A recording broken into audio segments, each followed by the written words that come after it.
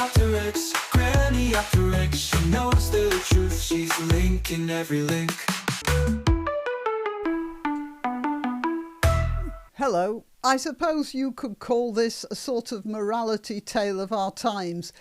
It doesn't map exactly because she ended up getting rewarded anyway, but at least you can see a sort of pattern here. Sue Gray, according to this, working under Starmer was unbearable. Well, yeah, living under Starmer wasn't such a hot prospect either.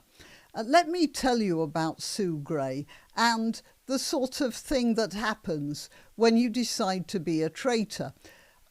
She was supposed to be a neutral civil servant, but during 2022, when the Conservatives were still in power, she was clandestinely having discussions with Keir Starmer.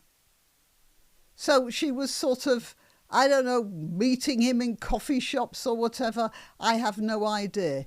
She was the senior civil servant in charge of the Partygate investigation, during which Boris Johnson was hounded for having a piece of cake on his birthday, which apparently breached COVID-19 lockdown rules.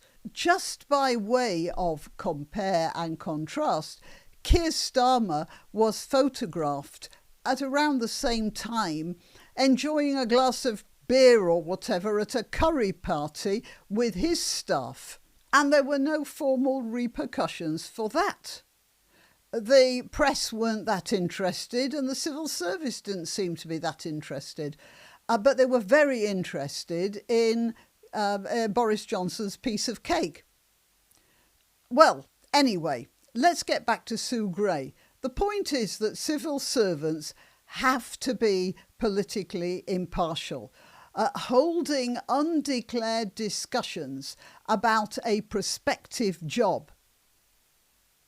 Undeclared and secretive discussions about a prospective job while still serving in the civil service flies against every expectation of how a civil servant is supposed to behave. It's not only dishonest, it's also not a particularly a good look, especially after a well-publicised investigation which against Boris Johnson, which had more or less minced the government under which she was supposed impartially to have served.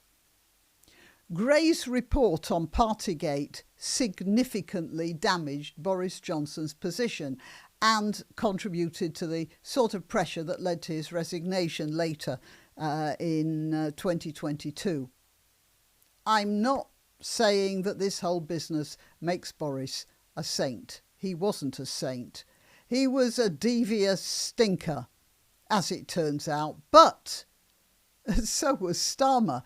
And I'm just saying that the law and the left-wing media outrage, like in other situations, seems to have been selectively applied. We see that all the time, don't we? Anyway, having secured her place with Starmer, Sue Gray resigned from the civil service just 4 months later, I think it was. And then, as soon as the Labour Party had won the general election, she was given the post of Downing Street Chief of Staff, which is an extremely senior position, sort of equivalent to like a Deputy Prime Minister. I was immensely satisfied when she was gone just 3 months later. It seemed to me at the time a sort of justice that she'd spent the period from the 5th of July 2026 to the 6th of October of that year in political hell before she had to bail out to save her sanity. Altogether, I thought, good. It's nice to see that evil doesn't prosper. But then I was brought back to earth when I read that she'd been given a job for life. a peerage, no less. So now she has a permanent job in the House of Lords, which I expect, and this is just my guess of course, she may have been given that job to keep her relatively quiet. She says in this article here that Starmer didn't protect her.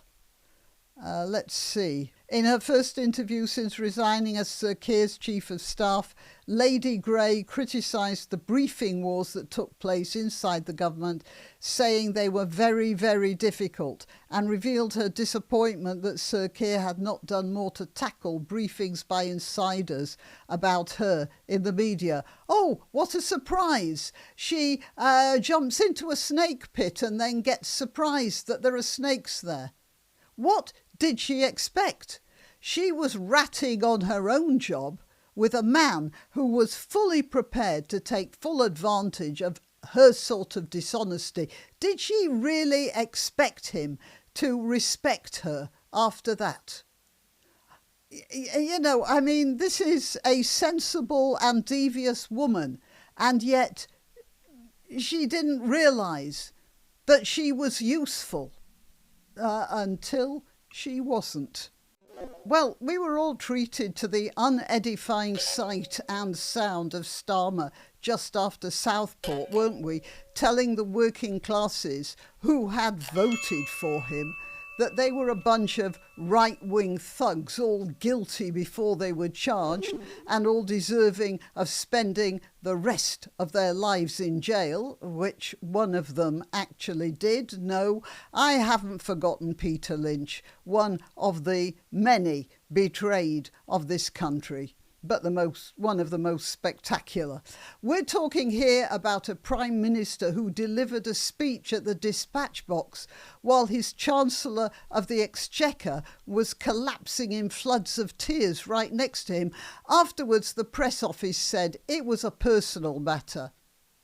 Yeah, so nobody thinks he gave Reeves a blasting just before the parliamentary session and then ordered her to attend. Nobody thinks that, of course.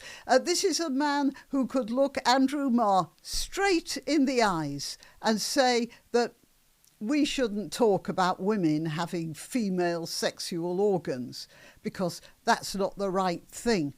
This is a man who would take a betrayer like that as his chief of staff and who appears to have had no compunctions about betraying his country. And Sue Gray is somewhat astonished. But not too astonished, it seems, because despite her temporary blindness, she managed to get something on Starmer, I'm sure, that ensured she didn't suffer financially from her political elasticity. And now, having secured her place on the red leather benches, and with Starmer gone and honest Andy in charge, she's started to spill the beans. What a surprise! I wonder what Starmer has to say about that. Well, he has his pension too. What does he care? We're just the taxpayers. Till next time. You can help my channel by subscribing and clicking the notification bell. That's quite important. And by sharing if you're so inclined. Links to my other channels and to donation methods are in the description. But the best way you can help is simply by clicking like and notify. Thank you.